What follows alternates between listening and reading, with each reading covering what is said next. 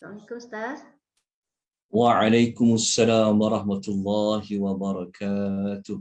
Ke majlis dulu Ustaz. Baik, boleh, silakan.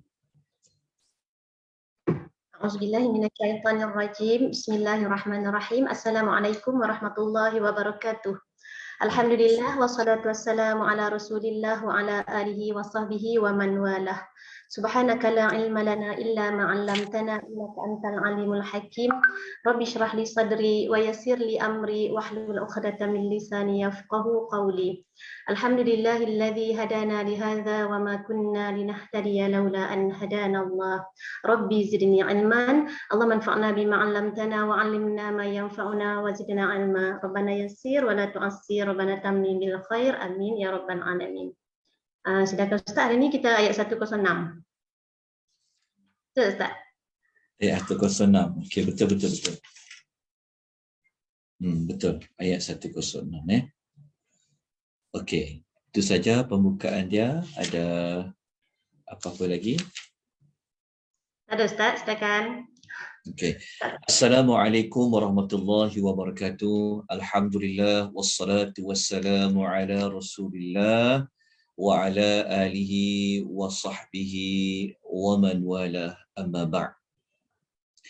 Muslimin dan muslimat, ibu-ibu, ayah-ayah, tuan-tuan, puan-puan yang Allah rahmati lagi Allah kasih sekalian.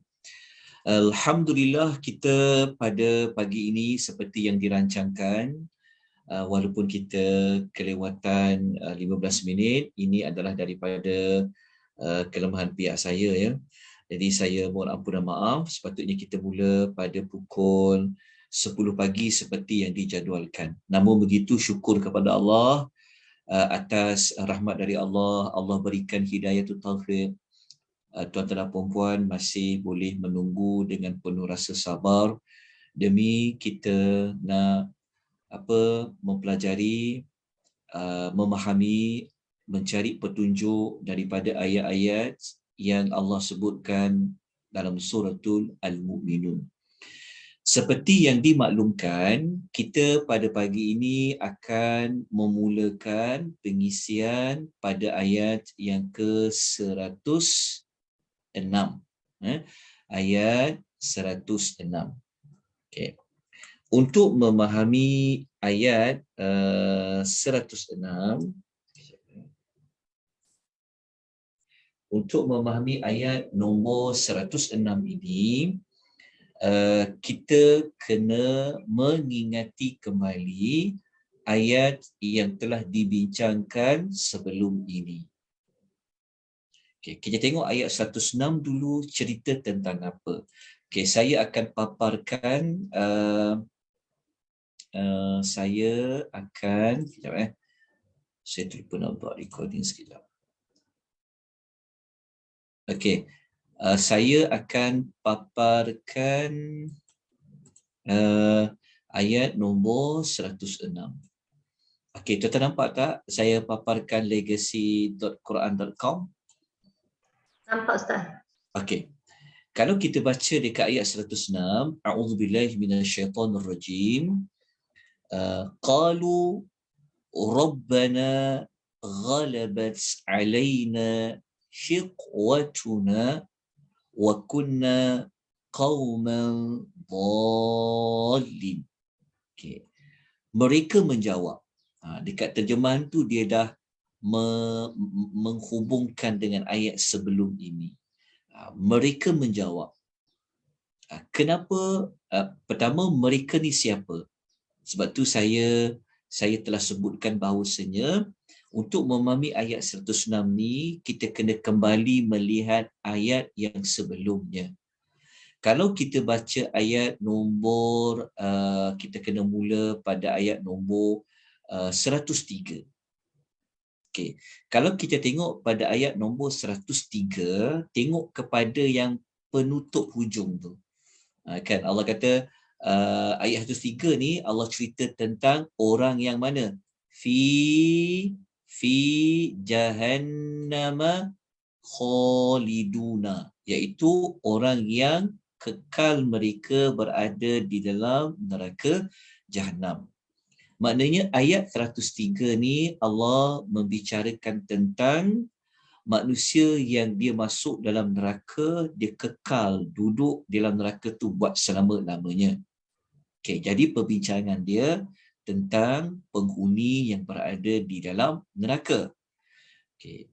Ayat selepas 103, iaitu ayat 104, Allah Subhanahu wa taala menerangkan tentang apakah bentuk azab yang diterima oleh manusia yang berada di dalam neraka. Jadi Allah menyebut tentang rupa mereka yang telah dibakar oleh api neraka sehingga menyebabkan rupa mereka ini menjadi hodoh, menjadi cacat. Kemudian ayat yang berikutnya, Allah Subhanahu wa taala menerangkan pada ayat nombor 105. Jadi ayat 105 ni merupakan kepada jawapan mengapa mereka ini dimasukkan oleh Allah ke dalam neraka. Jadi di antara penyebab utamanya adalah mereka ketika mana berada di dunia dulu, mereka sering kali mendustakan. Mereka tidak percaya ayat-ayat Al-Quran yang telah disampaikan kepada mereka melalui bacaan-bacaan yang dibacakan oleh Nabi Muhammad sallallahu alaihi wasallam. Jadi maknanya wahyu telah disampaikan. Allah memasukkan mereka ke dalam neraka itu adalah sangat adil. Kenapa? Kerana mereka telah pun dihantar Rasul yang membaca ayat-ayat Allah, tetapi mereka mendustakan. Dekat ayat 105, jumpa tak dia bentuk pertanyaan, iaitu alam. Dia kata alam, kan ditanya, bukankah, ini adalah persoalan. Tapi persoalan ni persoalan yang berbentuk seperti menyindir, menyakitkan mereka. Okay, ditanya kepada mereka, bukankah ayat-ayatku selalu dibacakan kepada kamu lalu kamu mendustakan? Okay, ini persoalan. Maka apa jawapan ahli neraka? Adakah ahli neraka mereka adakah ahli neraka ni mereka mengatakan Rasul itu tak pernah dihantar, tak pernah dengar pun ayat Quran dibacakan? Okay, kalau kita baca ayat nombor 106, ia merupakan jawapan kepada pertanyaan ayat 105.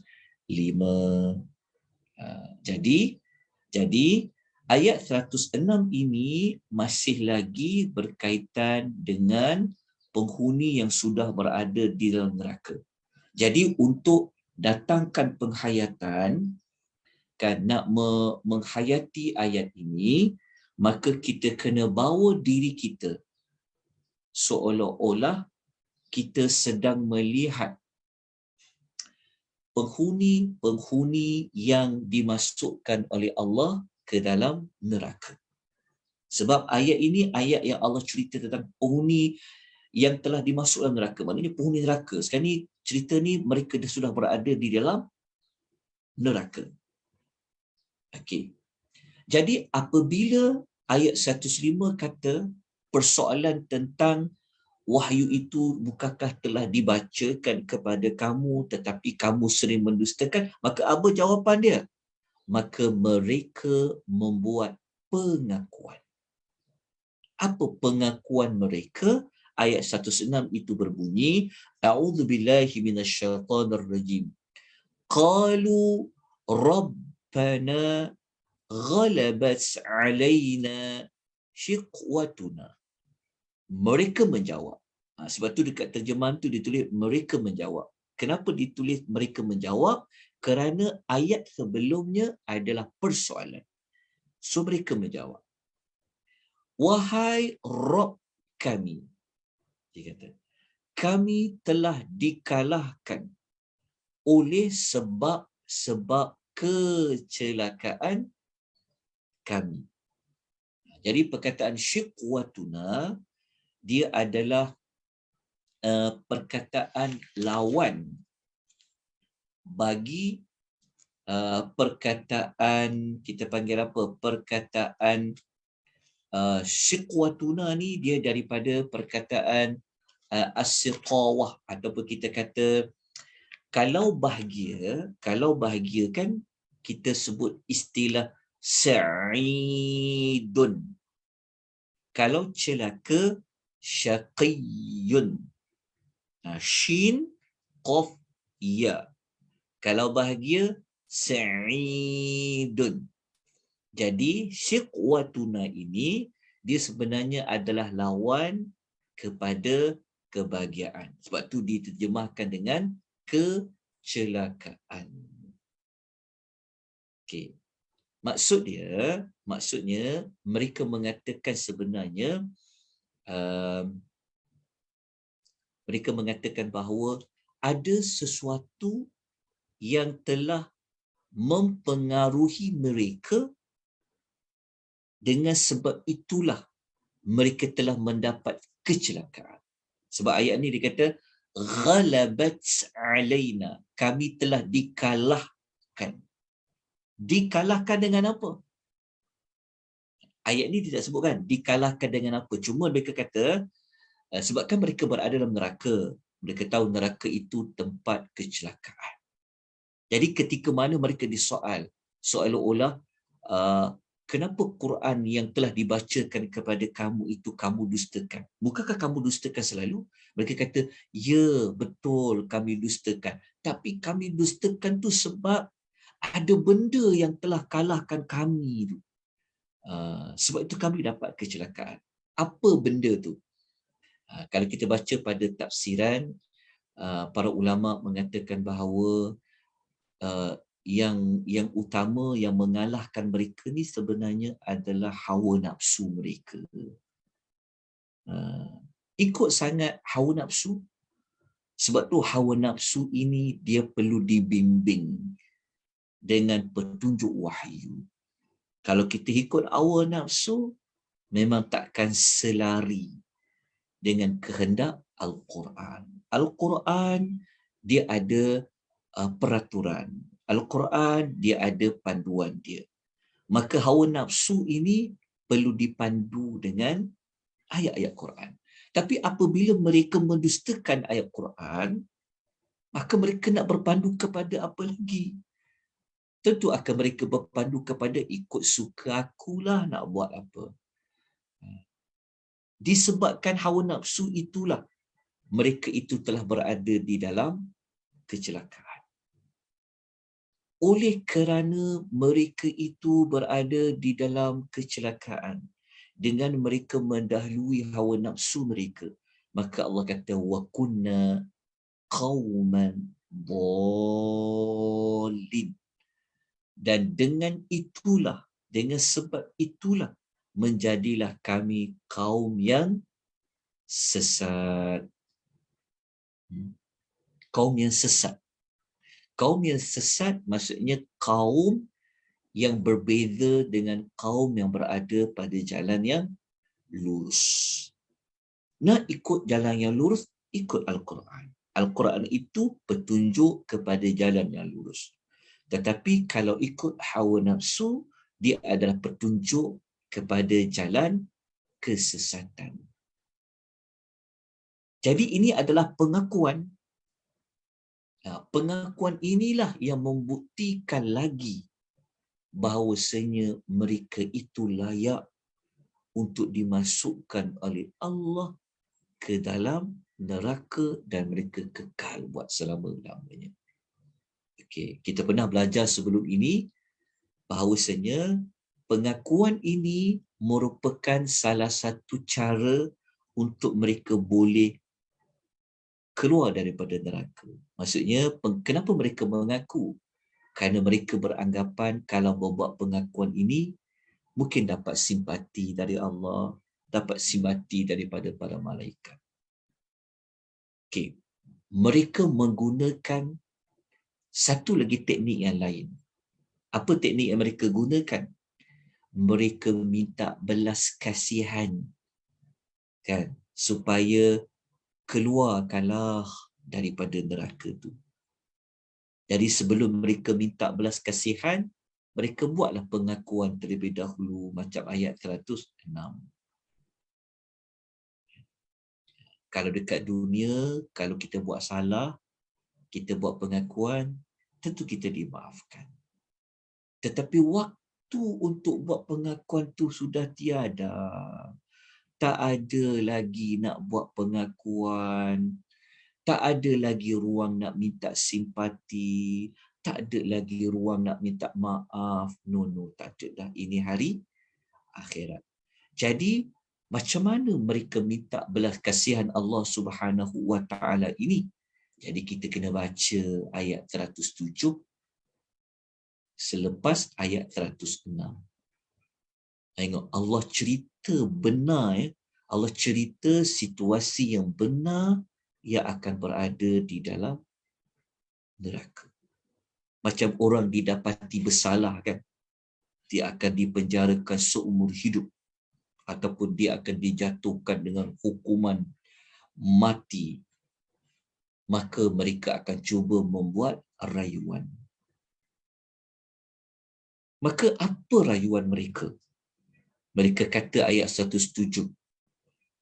Rabbana akhrijna minha, wahai Rabb kami, keluarkanlah kami dari sini.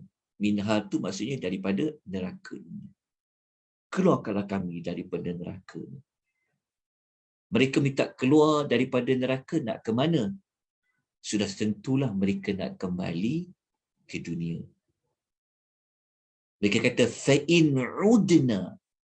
Setelah itu, maksudnya kalau mereka dikeluarkan daripada neraka, Allah bagi peluang untuk mereka kembali ke dunia. Mereka kata, kalau kami kembali lagi maksudnya kalau kami dah keluar pada neraka, kami dapat peluang hidup semula dekat dunia, kalau kami buat perangai yang sama, mereka kata apa? Fa'inna zalimun. Sesungguhnya kami ni memang orang yang zalim. Okay. Orang yang zalim. Jadi mereka minta untuk dikeluarkan.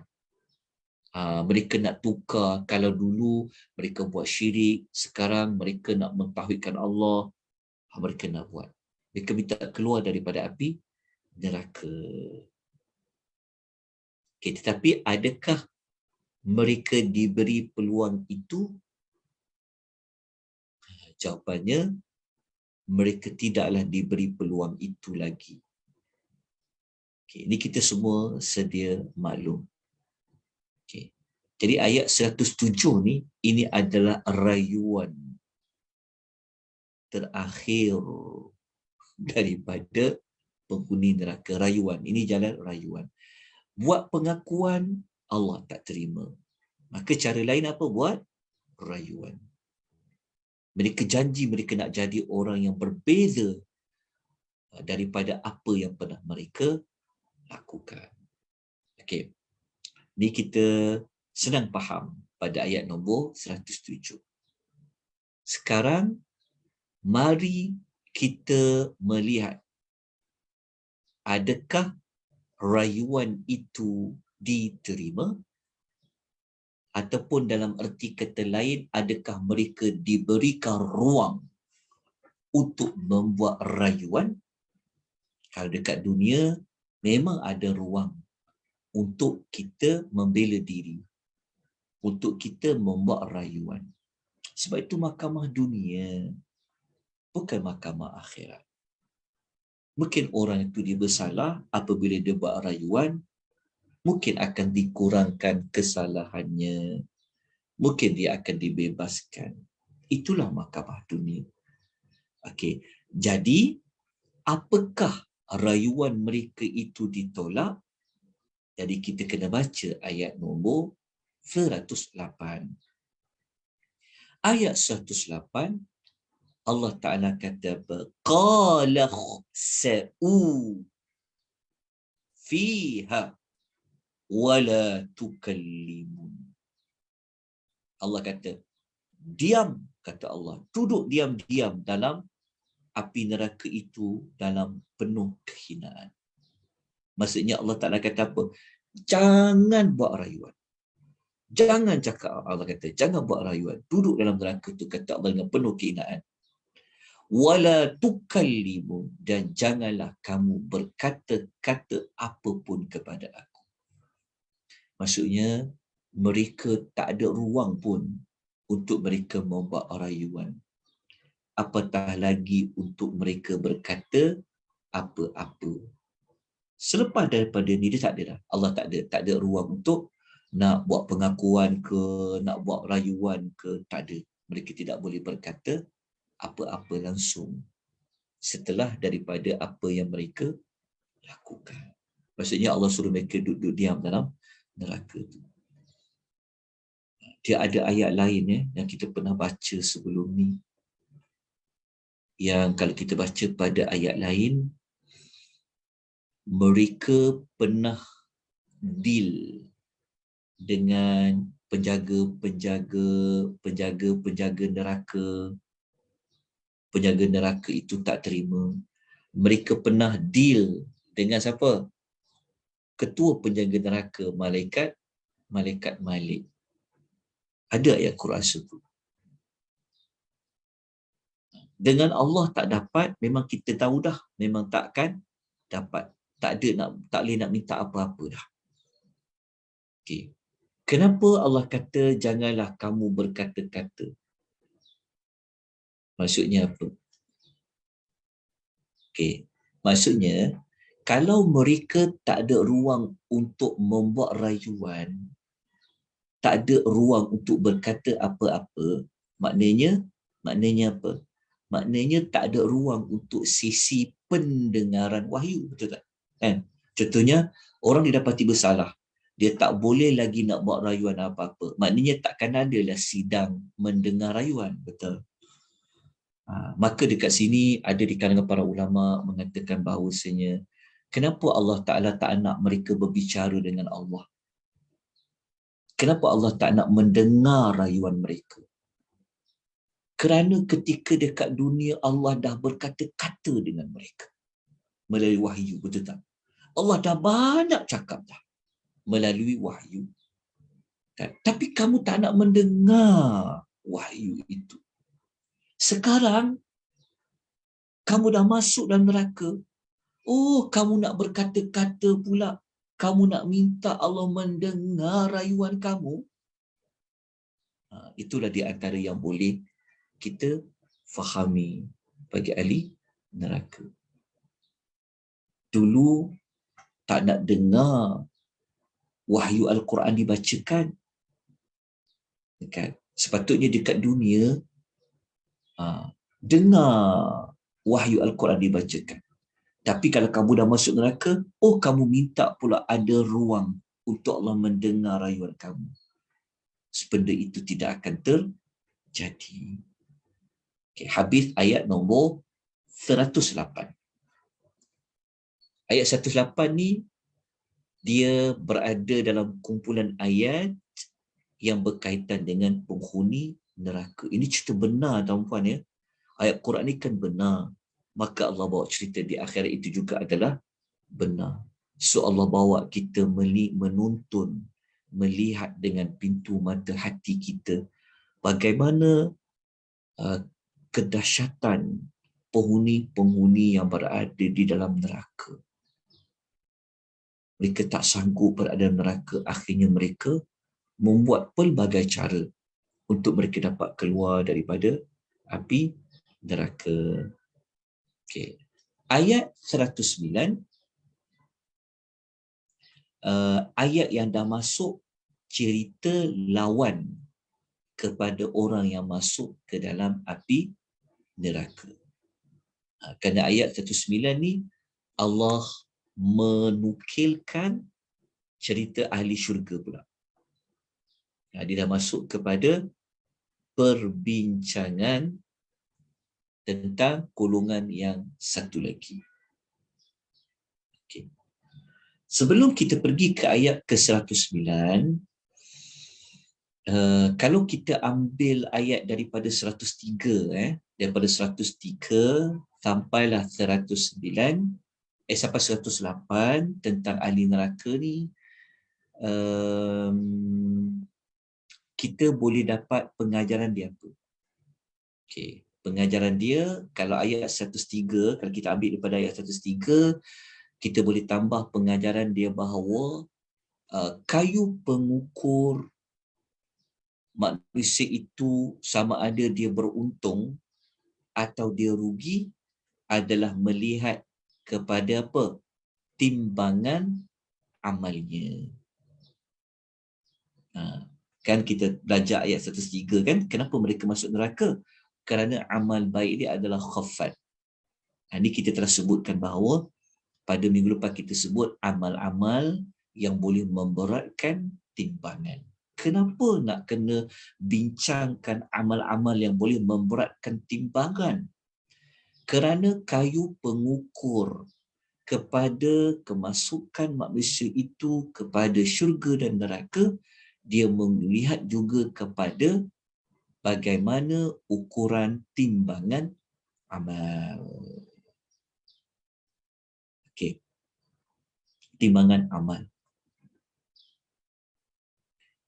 Kenapa orang yang kafir ni amal buruk dia itu lebih berat? Kita sudah maklumlah bahawa penghapus amal ada antaranya adalah syirik. Okey.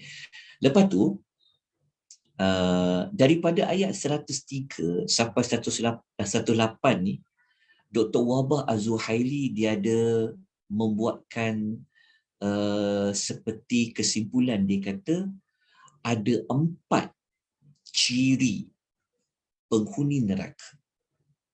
Ada 4 ciri penghuni neraka. Nombor 1 sini. Nombor 1 adalah mereka menjadi orang yang merasa rugi. Ini nombor 1, ciri ahli neraka. Okey, mereka berada di dalam kerugian. Mereka merasa rugi. Sebab apa mereka merasa rugi? Sebab mereka masuk neraka, orang lain masuk syurga. Okey, tuan-tuan, kalau kita pernah baca hadis Nabi kan, kita ni ada satu tempat di neraka, ada satu tempat di syurga. Hadis itu ada sahih. Kalau orang yang masuk syurga, dia akan tinggalkan satu tempat dia di neraka itu akan diwarisi oleh ahli neraka yang masuk. Tapi kalau ahli neraka dia masuk, kalau orang yang masuk neraka, so tempat tinggal dia dekat syurga tu siapa ambil? Orang yang masuk syurga tu yang nak ambil. Ini adalah salah satu pentafsiran ayat yang kita baca dekat surah Al-Mu'minun awal-awal dulu. Kenapa maksud ayat tu kata ulaika humul warithun? Ingat tak kita pernah baca ayat syurga Firdaus tu? Allah mengatakan itulah syurga Firdaus yang diwarisi. Salah satu maksud mewarisi syurga adalah seperti itulah. Syurga-syurga yang ditinggalkan akan diwarisi oleh orang yang masuk syurga. Jadi mereka rugi ke mereka untung orang masuk neraka ni? Mereka rugi. Pertama, memang kita fahamlah neraka tu tempat orang-orang yang hina, orang-orang yang rugi. Lepas tu dia kerugian. Tempat tinggalnya dalam syurga itu diberi kepada orang lain. Okay, itu ciri pertama. Okay.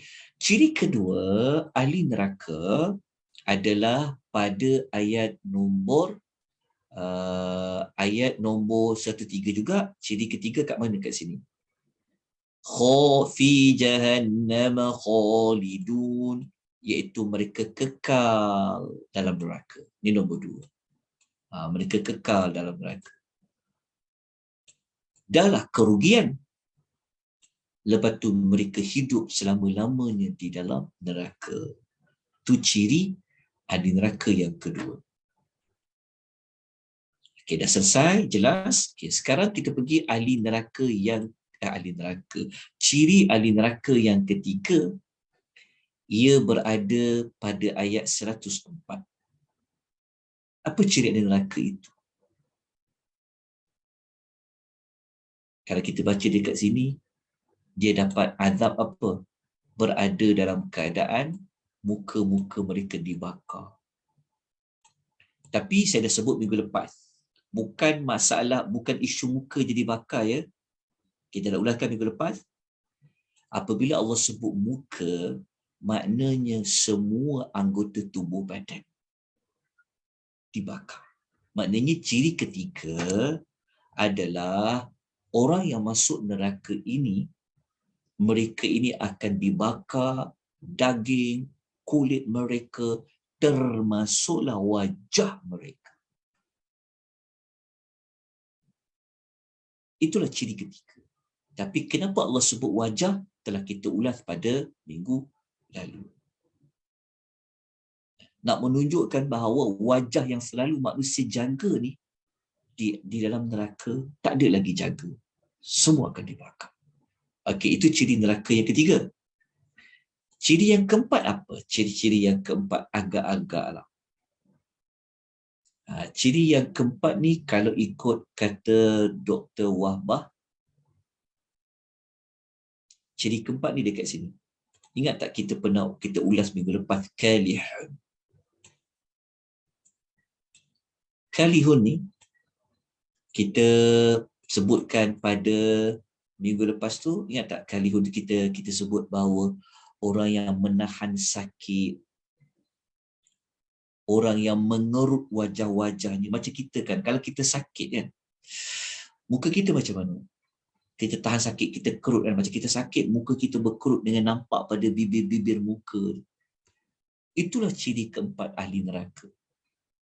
Ciri empat ahli neraka ni maksudnya adalah maksudnya tanda mereka dapat azab ataupun kesakitan yang mereka alami itu terpampang pada muka mereka. Kita kalau tengok orang sakit, kita rasa apa muka kita? Kita pun rasa macam, sakit kan? Bayangkan. Kalau nombor 3 tadi, nombor 3 ciri ketiga, semua daging, kulit-kulit dibakar oleh Allah. Termasuklah muka itu sendiri. Tapi dekat ciri keempat, dia lebih kepada nampaknya azab itu pada wajah ahli neraka. Nak menunjukkan bahawa azab itu dapat nampak pada wajah-wajah mereka. Okey, dapat pengajarannya? Okey. Kemudian orang yang masuk neraka ni, kita ambil ayat 105 106 Orang yang masuk ke dalam neraka ni, mesti mereka ini mempunyai sebabnya. Sebabnya. Sebab itu Allah menerangkan apa sebab-sebabnya. Kan? Sebab-sebabnya apa? Sebab yang paling utama, mereka mengikuti hawa nafsu mereka berbanding nak mengikuti wahyu yang telah dibacakan kepada mereka. Jadi apabila nafsu sudah menguasai diri, maka kita pun tahu apa bahananya. Okey, itu adalah pengajaran yang lain. Okey. Selesai kat situ. nak menunjukkan kepada kita apa? Keadilan Allah, dimasukkan neraka. Okey, sekarang mari kita pergi kepada ayat 109. 109. Ayat 109 ini Allah Subhanahu wa ta'ala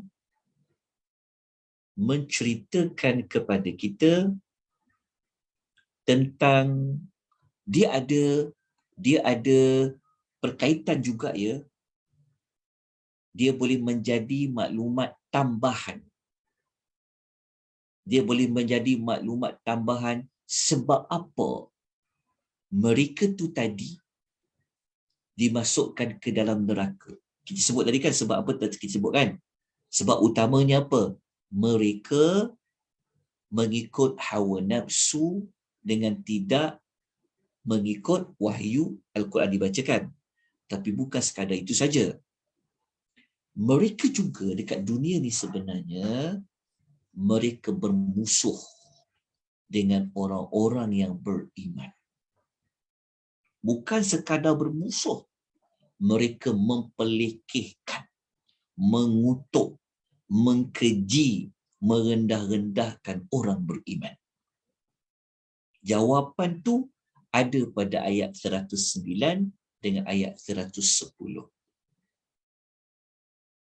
Faham Okey.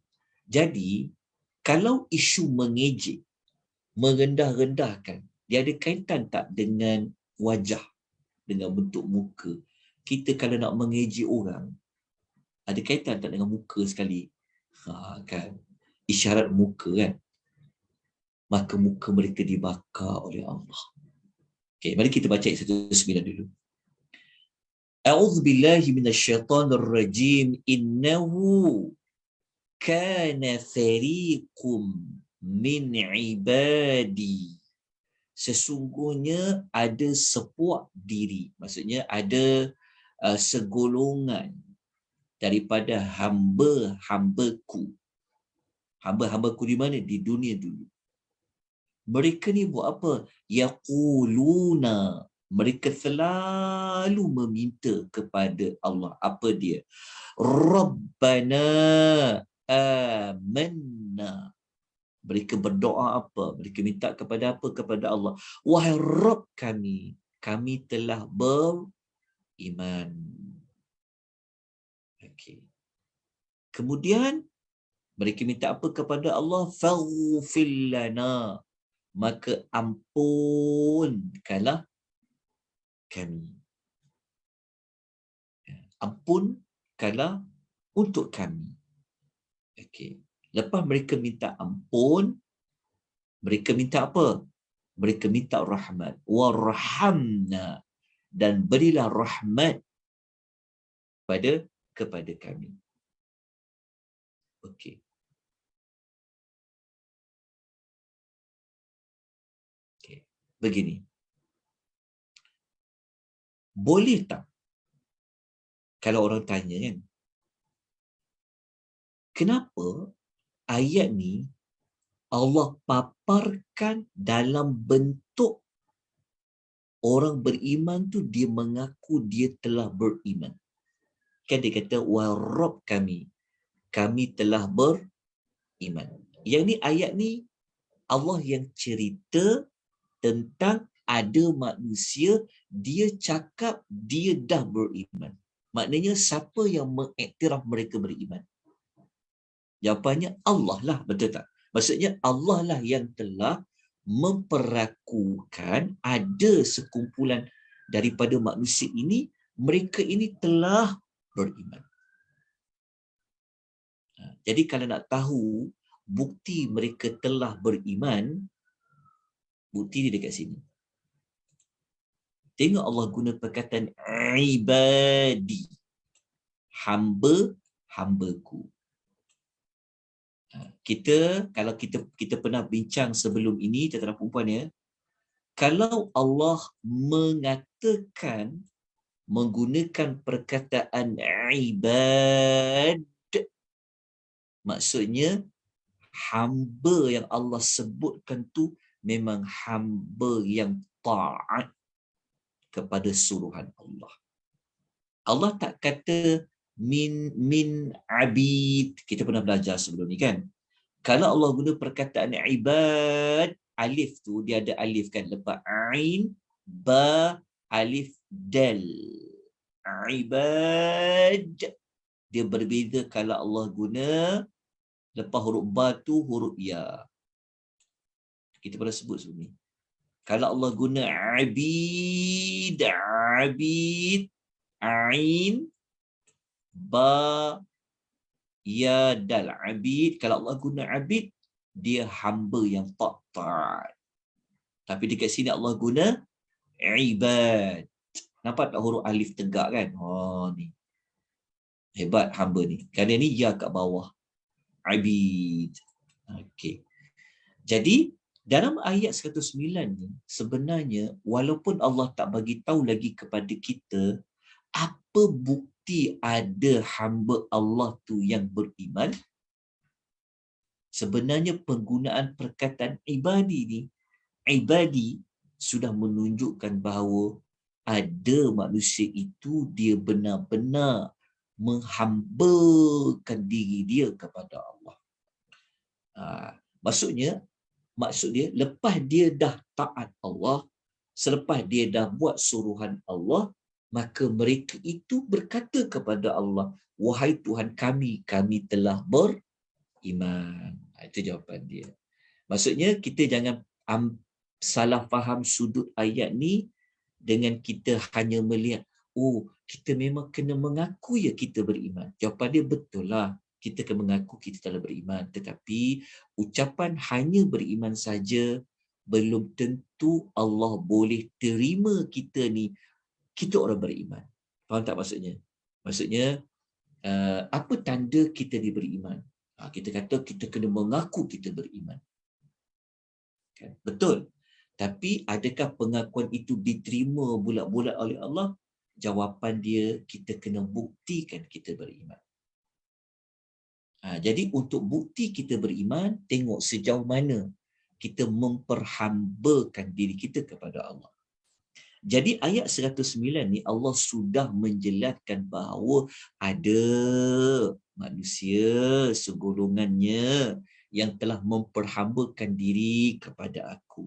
Mereka ni mengatakan mereka telah beriman. Lepas tu mereka minta apa? Mereka itu minta rahmat.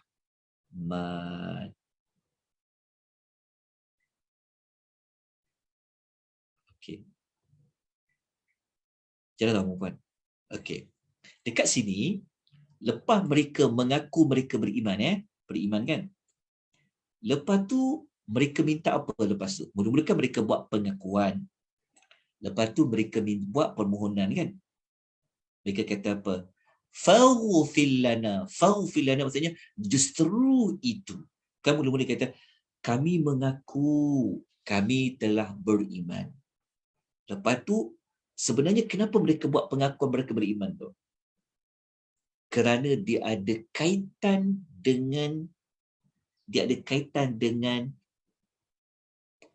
pengabulan permintaan. Lepas tu kan mereka minta kan? Lepas mereka kata, kami telah beriman. Lepas tu mereka kata, dia kata, justru itu. Maksudnya, setelah kami mengaku kami beriman, justru itu, ighfir lana, ampunkanlah dosa kami. Lepas tu mereka minta yang kedua, warhamna, dan rahmat, beri rahmatlah kepada kami. Jadi kenapa didahulukan perkataan kami itu beriman? Maknanya beriman ini merupakan asas kepada diterimanya sebarang permohonan kepada Allah. Jelas faham tak?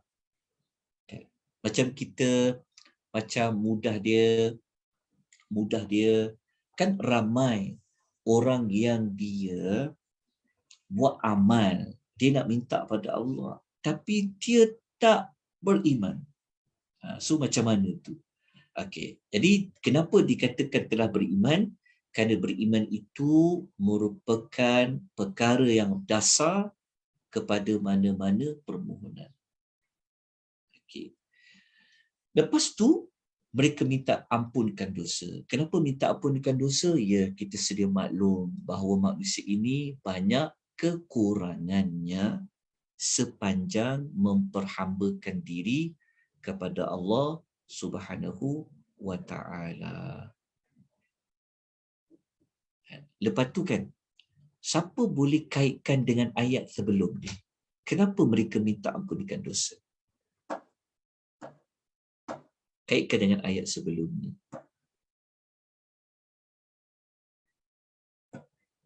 Ada kaitan. Ada kaitan juga. Kenapa kita minta ampun pada dosa? Itu jawapan yang biasa orang jawab, kerana kita ni memang kita buat beramal tu kadang kurang, betul. Kita faham kan?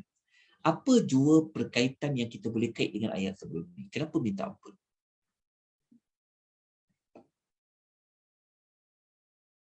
Sebab kalau orang yang tidak diampunkan Allah tu, Allah tak terima doa dia, permintaan dia ditolak sebab dia orang kafir. Okey, betul. Itu dalam perkaitan dia dengan ayat yang sama. Apa lagi yang lain dengan ayat-ayat sebelum ni? Mereka sentiasa berada di dalam kehinaan. Okey. Ayat sebelum ni bagi kita jawapan kan. Apa kayu pengukur masuk syurga tu? Kita sebut tadi. Apa kayu pengukur masuk syurga dan apa kayu pengukur masuk neraka tadi?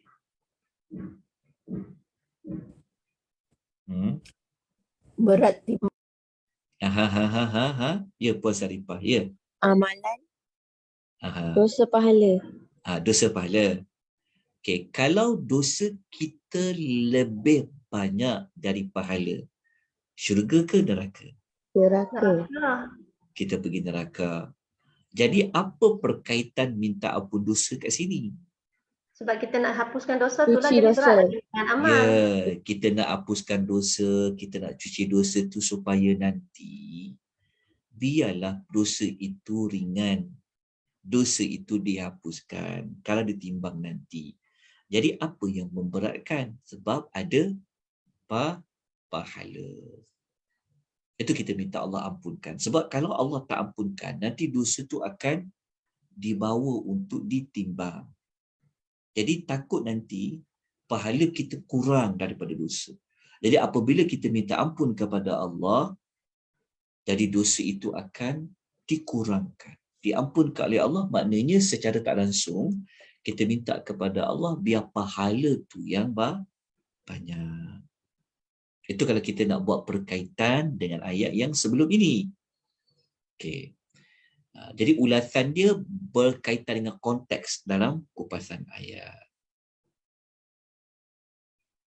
Okey.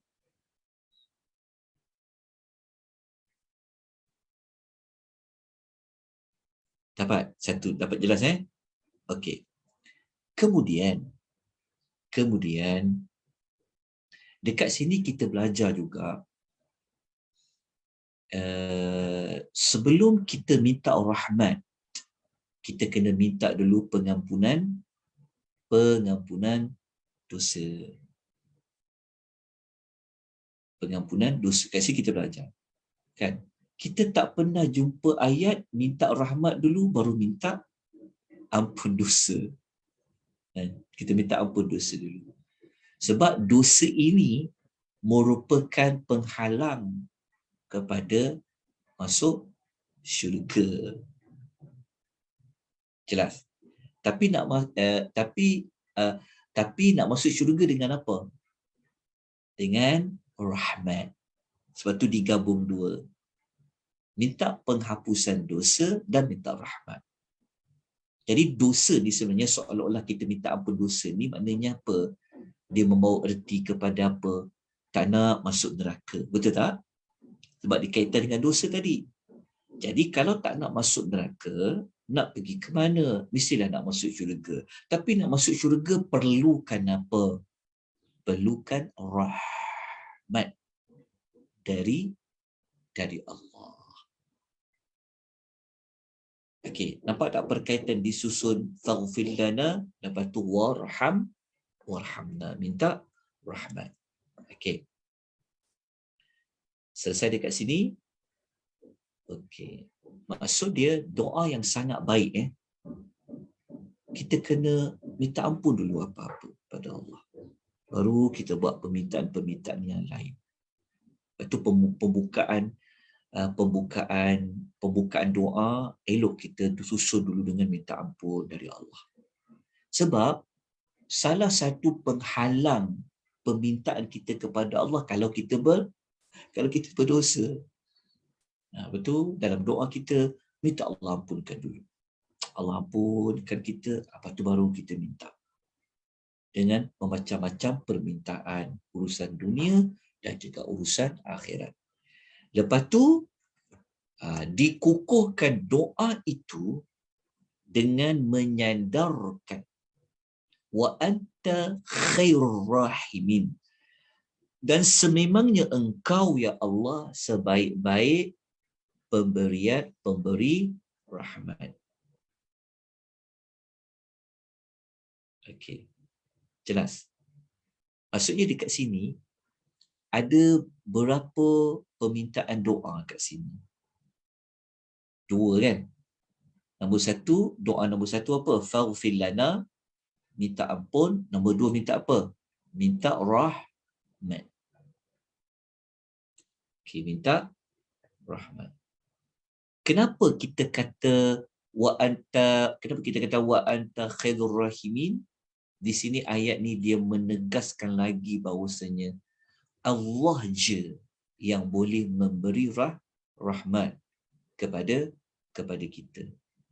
Kenapa kita macam kita kuatkan, berilah rahmat kepada kami ya Allah, kerana engkau je lah satu-satunya yang boleh memberi rahmat. Kenapa tuan-tuan dan puan ada pengukuhan ayat seperti itu? Kerana kan kita nak masuk syurga kan, lawan kepada kan. So nak masuk syurga ni kita bergantung apa banyak? Rahmat Allah. Ya. Kerana rahmat Allah. Kita masukkan rahmat Allah. Sebab tu kita kena kukuhkan kenyataan tu. Kita minta rahmat, betul. Tapi kita kena kukuhkan bahawa macam dia ayat ni, dia ayat yang kita mengukuhkan lagi, ya Allah, kau je lah yang boleh bagi rahmat. Kau satu-satulah pemberi rahmat. Sebab apa? Sebab ni dikaitkan dengan nak masuk syurga. Kerana laluan syurga itu utamanya adalah pada rahmat. Kalau tanpa rahmat Allah, kita tak masuk ke dalam syurga. Sebab kita tak akan boleh, kita memang tak cukup masuk syurga kalau hanya bergantung kepada apa? Kepada amal ibadat. Okey. Jelas. Kemudian kenapa di sini kita kata wa anta khairur rahimin? Rahimin ni maksudnya daripada rahim kan? Rahimin juga kan? Kerana dikaitkan dengan sifat rahim ini, dikaitkan juga dengan pengkhususan rahmat Allah kepada orang yang beriman.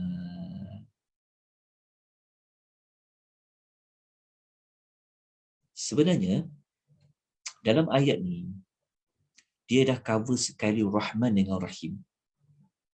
Warhamna wa anta khairur rahimin. Rahim.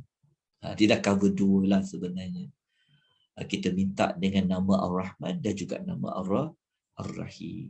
Dua-dua kita nak. Soalannya kita kata, ya Allah, berilah kepada kami rahmat melalui nama engkau Ar-Rahman, melalui nama engkau Ar-Rahim. Sebab kita tahu kan, kita dah belajar bahawa Ar-Rahman dan Ar-Rahim dia dikaitkan dengan rahmat Allah. Tetapi Ar-Rahim dia sangat dekat dengan orang yang beriman. Okey, jelas saudara perempuan. Nak menunjukkan bahawasanya apa? Tadi kan kita kata kan Allah bagi tahu ayat 103 kan. Siapa-siapa yang amal apa ayat 103 ke tadi? Ayat yang Ayat yang Allah kata siapa amal baiknya lebih apa? Lebih banyak daripada amal buruk kan? Okay. Dekat situ dia ada kaitan dengan ni juga. Dia ada kaitan dengan kenapa kita minta rahmat. Ayat Tadi 102, Ustaz. ayat nombor 102. Nah, dikaitkan juga kalau kita nak buat amal ni, kalau tanpa rahmat Allah, kita mungkin tak dapat. Kalau hanya dengan ibadat saja pun kita tak boleh masuk syurga. Dah lah banyak kekurangan. Jadi minta ampun pada Allah siap-siap. Lepas tu minta kukuh, minta diberikan rahmat dengan menggunakan kaedah pengukuhan pada sifat rahmat yang ada pada Allah Subhanahu Wa Taala. Bagus kalau boleh amalkan doa ni. Mula daripada Rabbana. Amanna faghfir lana warhamna wa anta khairur rahimin. Ustaz, boleh jadikan istighfar Ustaz? Istighfar termasuk juga Kak. Dia pun termasuk dalam istighfar juga. Sebab dia ada faghfir lana pun termasuk dalam zikir istighfar. Okey. Sekarang kita pergi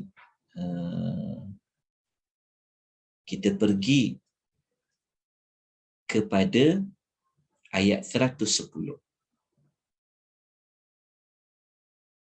Ayat nombor 110 ni Allah Ta'ala menjelaskan dia ada kaitan dengan Allah nak menempelak orang yang masuk neraka tadi. Walaupun ayat 109 ni dah cerita pasal ahli syurga, tapi ayat 109 ni dia sasaran dia seperti mana seolah-olahnya Allah bagi tahu kalau kita faham pada ayat sebelum ni, kan tadi Allah Ta'ala cerita tentang ahli neraka tu sendiri kan, nak minta keluar, buat pengakuan nak minta keluar sebagainya. Jadi ayat 109 ni Allah bagi tahu korang yang masuk neraka kekal dalam neraka ni, yang mendustakan ayat-ayat wahyu yang diturunkan, korang ikut hawa nafsu ni, kenapa? Maksudnya Allah bagi tahu ada juga segolongan manusia yang tak macam korang. Faham tak maksud dia? Maksudnya ayat 9 ni ayat yang Allah nak membandingkan bahawasanya, sebab tadi kan ada orang ikut hawa nafsu. Jadi seolah-olah ayat 9 ni Allah Ta'ala nak kata ada juga manusia yang tak ikut hawa nafsu pun. Maksudnya Allah bagi tahu bahawa ada je manusia yang buat pilihan seperti mana mereka beriman, mereka minta ampun. Faham tak maksud ayat 9 ni? Maksudnya ayat 9 ni dia nak membandingkan bahawa dekat dunia ni ada manusia yang tidak mendustakan ayat-ayat dibacakan. Okey. Kemudian ayat 110 Allah Ta'ala nak melanjutkan lagi pada orang yang beriman tadi. Tapi dalam masa yang sama, ayat 110 ni menunjukkan sebab lain. Kenapa korang ni kekal dalam neraka? Sampai muka korang jadi cacat. Kerana fattakhaztumuhum sikhriya. Maka kamu jadikan mereka orang beriman tu, hamba-hamba kami itu, kamu ejek-ejek dia, sehingga ejekan-ejekan kamu kepada mereka itu ansaukum zikri, telah menyebabkan kamu lupa mengingati akan aku, akan balasanku. Wa kuntum minhum tadhakun, kamu pula sentiasa mentertawakan mereka. Jadi ayat ni dia macam ayat yang Allah membentangkan kesalahan satu, kesalahan dua, kesalahan. Jelas kan? Bayangkan dalam neraka disebut kan. Tadi kan mereka nak minta keluar. Kan Allah kata no, tak ada satu sesi untuk mendengar rayuan kamu. Tak ada. Jangan cakap apa-apa. Lepas tu Allah torture lagi mereka.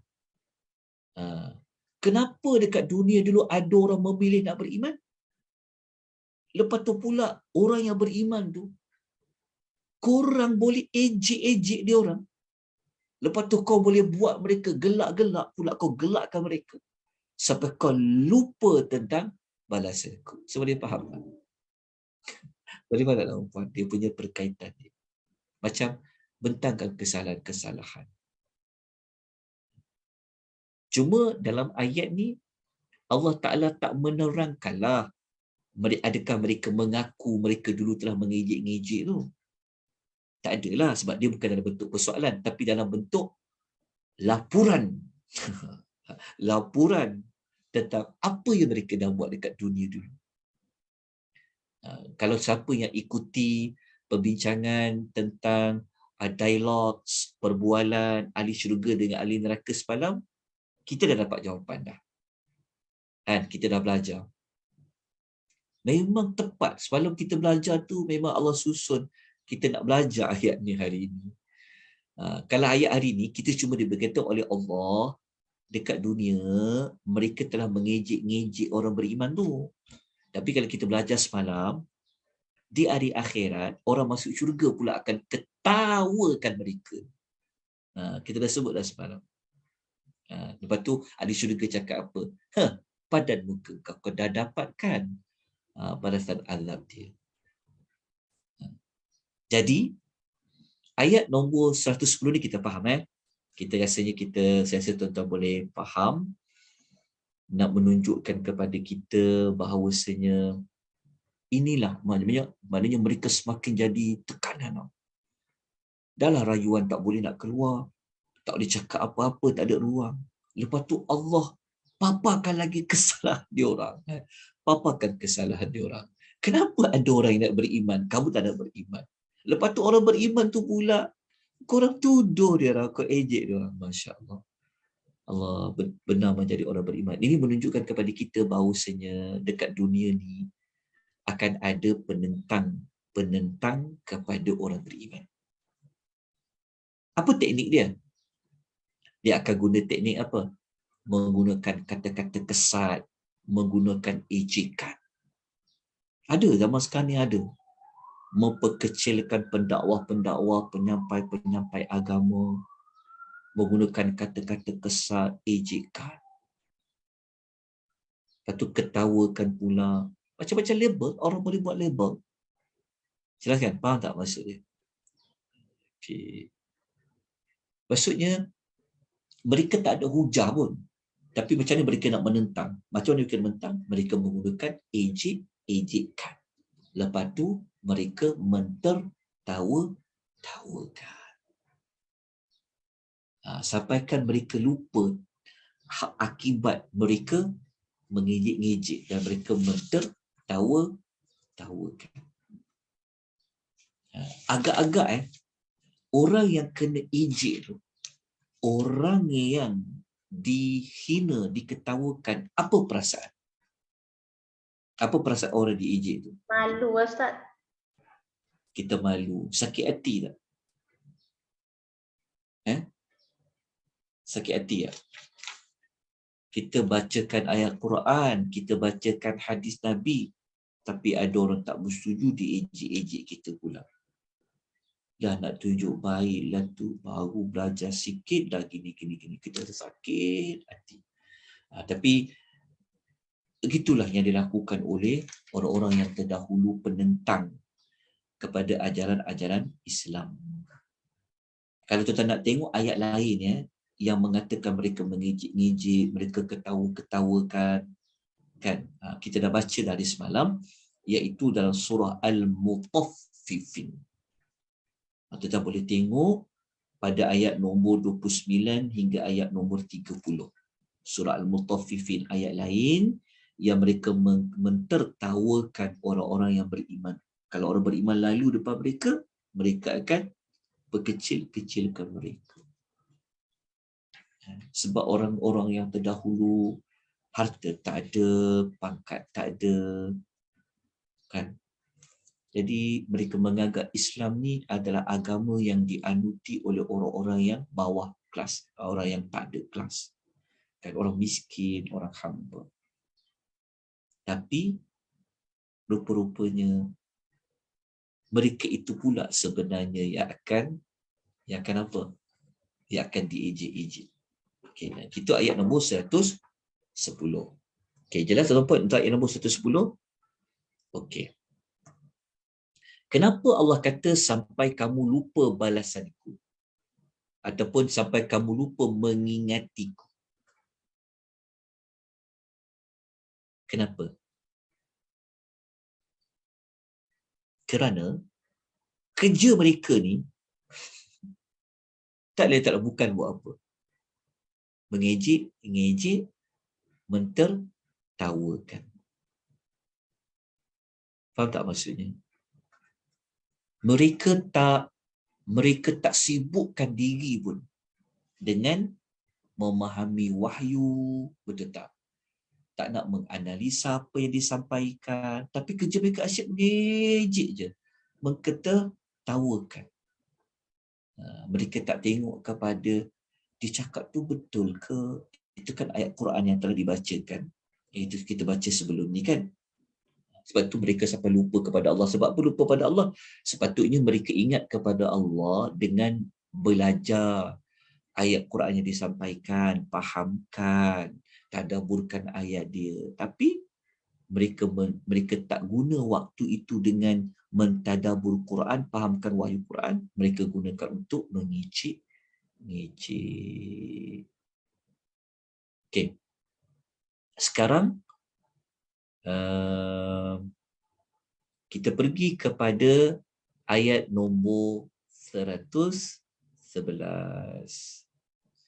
Jadi ayat nombor 111, Allah Ta'ala menceritakan tentang apakah hasil orang-orang yang beriman ini walaupun mereka diejek-ejek, walaupun mereka ini ditertawakan. Dalam masa yang sama, ayat 111 ni Allah nak bagi tahu, korang yang mengejek-ngejek tu ke mana? Secara tak langsung. Tapi secara langsungnya, ayat ni Allah menyebut kepada orang yang telah mengaku beriman, dia minta pengampunan, dia minta rahmat Allah, tapi masa dekat hidup nak sampaikan dakwah ni mereka diejek-ejek, diperkecilkan. Jadi Allah mengatakan, inni jazaituhumul yawma bima sabaru. Allah kata, sesungguhnya aku membalas mereka pada hari ini. Mereka ni siapa? Mereka ni kembali kepada ayat 109 dan ayat 110. Iaitu orang yang beriman tadi. Allah kata, aku membalas mereka pada hari ini bima sabaru. Disebabkan apa? Disebabkan kesabaran mereka. Apa? Mereka sabar daripada apa? Mereka sabar daripada apa? Sabar selepas diejek-ejek itulah ditertawakan. Ya, ditertawakan, dikatakan macam-macam. Diketawakan. Mereka sabar. Kalau kita link dengan ayat ni lah, kita hubung kait dengan ayat yang sebelumnya. Ya, nak sampaikan dakwah ni macam-macam orang boleh kata pada kita. Okey. Dalam masa yang sama, kalau kita kaitkan dengan ayat yang sebelum ni, kalau kita kaitkan ayat 111 dengan 110, mereka sabar dengan ejekan. Mereka tak balas ejek tu dengan mengejek. Okey. Kalau kita nak kaitkan dengan ayat 109, mereka bersabar dalam mempertahankan iman mereka. Itu pun termasuk dalam tu. Ini dipanggil kaedah kita memperincikan, mencari jawapan dengan merujuk kembali ayat-ayat yang disebutkan sebelumnya. Sebab dalam ayat 111 Allah sebut umum. Allah kata, Aku akan membalas mereka pada hari ini disebabkan kesabaran mereka. Tentu kita tertanya-tanya, mereka sabar dalam ruang apa, dalam perkara apa?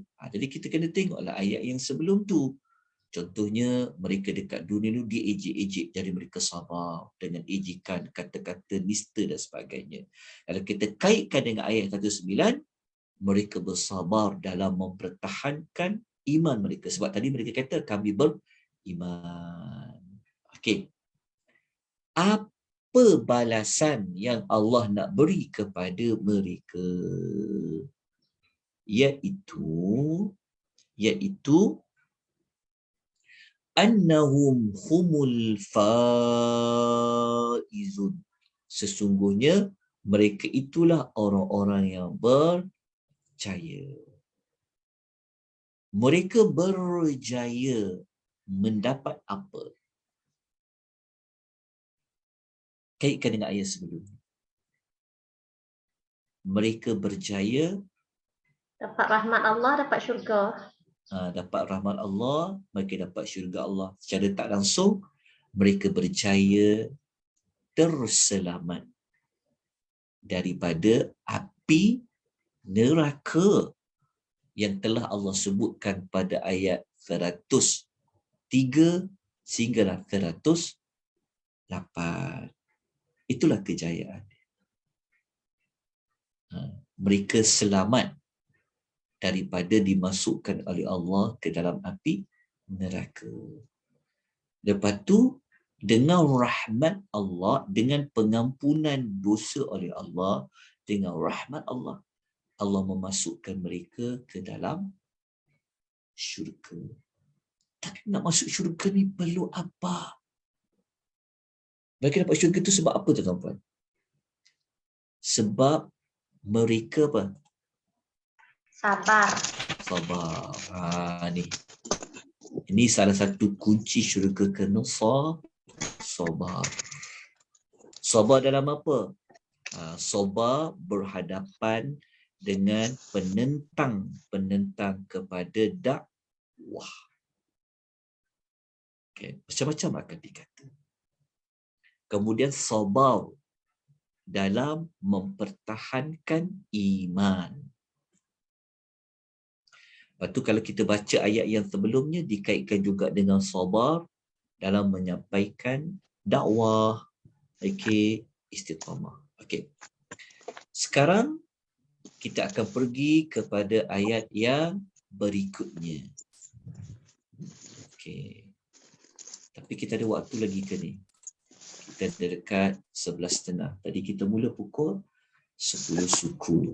Kita buka soalan lah. Okay. Jadi minggu depan rasanya dah boleh habis ni. Kalau kita ada 6 ayat lagi kan, 7 ayat kan nak tamat. InsyaAllah rasanya minggu depan kita boleh lajukan sikit kita minggu depan. InsyaAllah kita boleh siri akhir pun, insyaAllah. Kalau tak siri akhir pun, saya rasa saya ambil 2 siri lagi lah. Sebab siri akhir tu saya nak buat penggulungan. Sebab kita dah dekat 100 ayat lebih ni, takut nanti yang mula-mula belajar tu macam kita dah kehilangan maklumat tu. Jadi kita kena kumpulkan balik semula supaya kita keluar daripada surah Al-Mu'minun ini, kita mempunyai bekalan yang secukup-cukupnya untuk kita mewarisi, untuk kita mendapat syurga Firdaus. Sebab tu syurga Firdaus itu kita perlu kepada kesabaran yang tinggi. Okey, ada apa-apa persoalan, pertanyaan?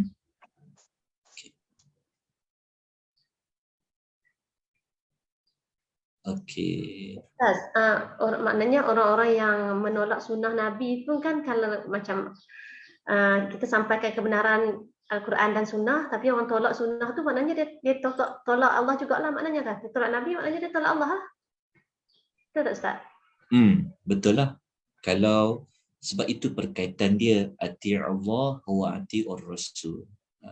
Siapa tolak Rasul, maksudnya dia menolaklah Allah. Tak boleh dipisahkan Allah dengan Rasul tu. Sebab Rasul dia memperkatakan apa yang dari Allah. Sebab Allah sendiri memberi pengiktirafan, pengakuan. Allah kata apabila idza amartukum, apabila Allah Nabi suruh kamu ikut, Nabi larang kamu kena tinggalkan. Dekat situ. Jadi kalau kita tak boleh nak terima hujah, jadi janganlah dilabelkan, jangan diperkecilkan. Okey. Ada pertanyaan lain?